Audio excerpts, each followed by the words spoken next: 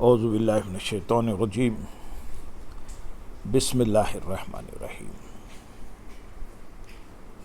شہادت سیدنا امام حسین رضی اللہ تعالیٰ عنہ حقائق و واقعات کی روشنی میں آپ حضرات کے سامنے پیش کیے جا رہے ہیں۔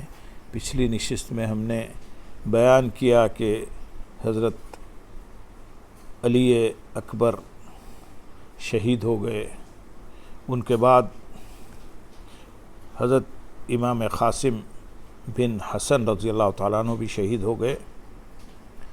اکثر لوگ یہاں کہتے ہیں کہ حضرت علی اصغر جن کی عمر مبارک صرف 6 ماہ تھی اور وہ پیاس سے تڑپ رہے تھے، امام حسین رضی اللہ تعالیٰ عنہ انہیں اٹھا کر لے گئے اور لشکر یزید سے ان کے لیے پانی مانگا، لیکن پانی کی بجائے تیر آیا اور بچہ شہید ہو گیا۔ میں اس سے متفق نہیں۔ مجھے حسین رضی اللہ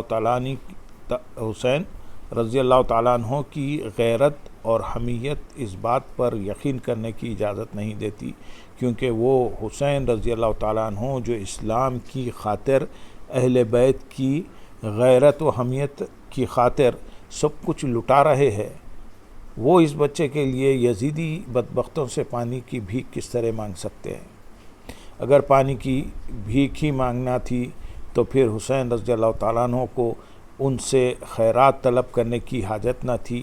وہ چاہتے تو دریائے فرات کو اشارہ کرتے، دریائے فرات ان کے قدموں میں بہنے لگتا، آسمان کی طرف ہاتھ اٹھاتے، بارش سے بھرے بادل امنڈ آتے، موسلا دھار بارش ہوتی، اسماعیل بن ابراہیم علیہ السلام کی ایڑی کے رگڑنے سے اگر زمزم کا ایک چشمہ نکل سکتا ہے تو پھر مصطفیٰ صلی اللہ علیہ وسلم کے لاڈلے بیٹے حسین رضی اللہ تعالیٰ عنہ کی ضرب اور ایڑی کی مارنے سے کربلا کے میدان میں چشمے کیوں نہیں پھوٹ سکتا؟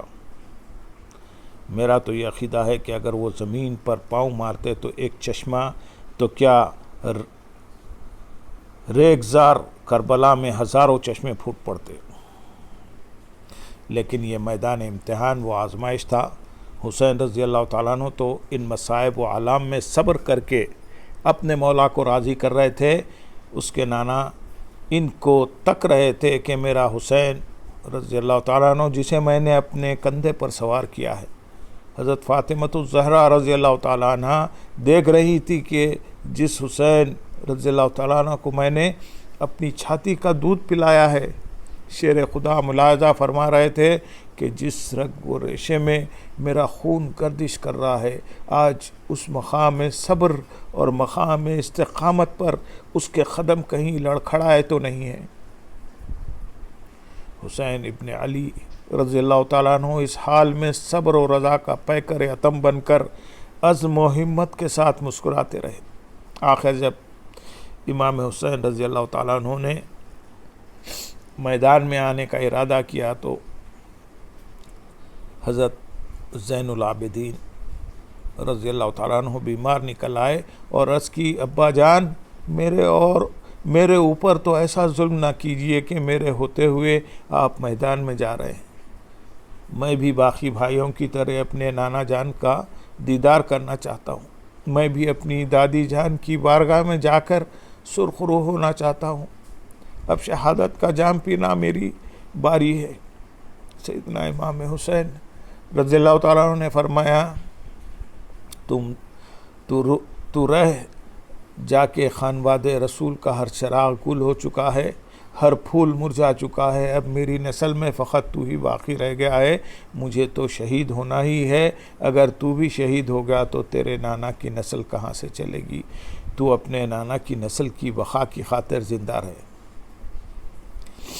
حضرت امام حسین رضی اللہ تعالیٰ عنہ امام زین العابدین رضی اللہ تعالیٰ عنہ کو چھوڑ کر خود میدان کربلا میں اترے۔ آپ بھی دیر تک ہزاروں یزیدیوں کو واصل جہنم کرتے رہے۔ پورے لشکر میں کوہرام مچ گیا۔ علی شیر خدا کا یہ جواں بیٹا، یہ اللہ کا شیر جس طرف تلوار لے کر نکل جاتا، ہزاروں افراد بھیڑوں کی طرح آگے بھاگنے لگتے۔ آپ انہیں واصل جہنم کرتے رہے، تلواروں اور نیزوں کے وار کھاتے رہے۔ سارا دن اس طرح گزر گیا۔ خیال آیا کہ وضو تازہ کر لوں۔ میدان فرات پر گئے، 500 کا لشکر چھوڑ کر بھاگ گیا۔ آپ نے وضو کرنے کے لیے فرات سے چلو میں پانی لیا تو وہ خون آلود ہو گیا۔ آپ نے اسی کو اچھالا اور واپس لوٹ آئے۔ مسکرا کر آسمان کی طرف دیکھا اور سر جھکا لیا۔ جمعے کا دن تھا، اب وہاں جمعہ کہاں؟ نماز ظہر کا وقت آیا۔ فرمانے لگے، یزیدیوں کچھ دیر رک جاؤ تاکہ اللہ کی بارگاہ میں 2 سجدے ادا کر لو۔ لیکن وہ ظالم یہ مہلت بھی دینے پر تیار نہ تھے۔ سیدنا امام علی مقام نے ان کے عزائم دیکھ کر تلوار رکھ دی اور ظہر کی نماز کے لیے نیت باندھ لی۔ ظالموں نے یہ نہ دیکھا کہ نماز ادا کر رہے ہیں، کچھ دیر توقف کر لیں، بلکہ انہوں نے موقع غنیمت جانا، چاروں طرف سے چڑھائی کر دی۔ تیروں کی بوچھاڑ اور پے در پہ حملوں نے نواسے رسول صلی اللہ علیہ وسلم کے جسم کو نڈھال کر دیا۔ چنانچہ گھوڑے سے گر گئے، یہاں تک کہ جسم اتھر میں اٹھنے کی سکت باقی نہ رہی۔ گرے ہوئے حسین رضی اللہ تعالیٰ عنہ کے سامنے آ کر بھی کوئی وار نہ کرتا تھا، پیچھے سے وار کرتے، نیزوں سے وار ہوتے۔ امام حسین رضی اللہ تعالیٰ عنہ صبر و رضا اور توکل کے سارے مرحلے کامیابی سے طے کر کے شہادت کے اس مقام پر پہنچ گئے جس کی رفعت و عظمت کو کوئی نہیں پا سکتا۔ ان کی روح کو قدسیان فلک نے ایک جلوس کی صورت میں حضور یزدی پہنچانے کے لیے تمام انتظامات مکمل کر لیے تھے۔ ادھر روح خفص انصری سے پرواز کرنے لگی، ادھر ہاتف غیبی سے ندا آئی، حسین رضی اللہ تعالیٰ عنہ اب آ جا، تو نے صبر کا کمال عطا کر دیا، استقامت کو انتہا تک پہنچا دیا ہے، امت مصطفیٰ صلی اللہ علیہ وسلم کا سر اونچا کر دیا۔ اے حسین رضی اللہ تعالیٰ عنہ، آج سے تیرے اقدام کو بنائے لا الہ قرار دیا جائے گا۔ اے حسین رضی اللہ تعالیٰ عنہ اب آ جا، اے روح طاہر، ارجعی الی ربک راضیۃ مرضیہ۔ جنت کے دروازے کھول دیے گئے۔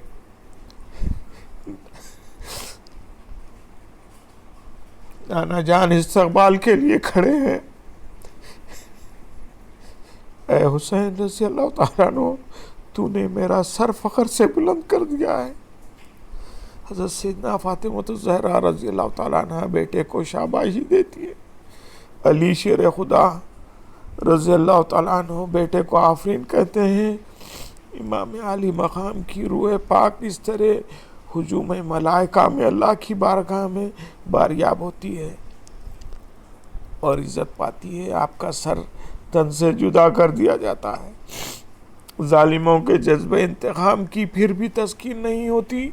وہ جسم اتھر پر گھوڑے دوڑاتے ہیں، ٹاپوں سے روندتے ہیں، انہیں خیال تک نہیں آتا کہ یہ وہ سر ہے جسے سرکار دو عالم صلی اللہ علیہ وسلم چوما کرتے تھے۔ یہ وہ جسم ہے جسے اپنے کاندھوں پر سوار کرتے تھے اور اپنی پیٹھ پر بٹھا کر گھٹنوں کے بل چلتے تھے۔ کوفی ہر قسم کے احساسات سے عاری تھے، انسانیت کو خیر آباد کہہ چکے تھے اور ایسی درندگی پر اتر آئے تھے جس پر درندگی بھی شرماتی ہے۔ سیدنا امام حسین رضی اللہ تعالیٰ عنہ کے سر اقدس کے علاوہ انہوں نے باقی 72 افراد کے سر بھی جسموں سے علیحدہ کیے، ان کا جلوس نکالا اور ان کے ساتھ خانوادہ رسول صلی اللہ علیہ وسلم کی باپردہ حیادار خواتین کو لے کر ابن زیاد کے دربار کی طرف روانہ ہوئے۔ کوفے میں اس پلید ابن زیاد کا دربار لگا ہوا تھا کہ یہ جلوس وہاں پہنچ گیا۔ پھر کیا ہوا انشاءاللہ ہم آئندہ کی نشست میں بیان کریں گے۔ اسلام اس طرح آیا ہے، اسلام کی حفاظت اس طرح ہوئی ہے کہ رسول اللہ صلی اللہ علیہ وسلم کے نواسے نے 72 افراد کی قربانی دی ہے۔ وہ اس لیے کہ اسلام ایک ایسا مذہب ہے اللہ تعالیٰ کا جس میں نہ صرف اللہ تعالیٰ کے احکام کی بجاوری ہے اور حقوق العباد بھی ہے۔ ہم کو غور کرنے کی ضرورت ہے کہ اسلام کے لیے، اس اسلام کی بقا کے لیے کیسی کیسی قربانی دی گئی، اور آج ہم نام کے مسلمان ہیں، چونکہ ہم مسلمان ماں باپ کے پیٹ میں پیدا ہوئے اس لیے مسلمان ہیں، اسلام کا الف تک نہیں جانتے، اسی لیے آج دنیا میں رسوا و خوار ہو رہے ہیں۔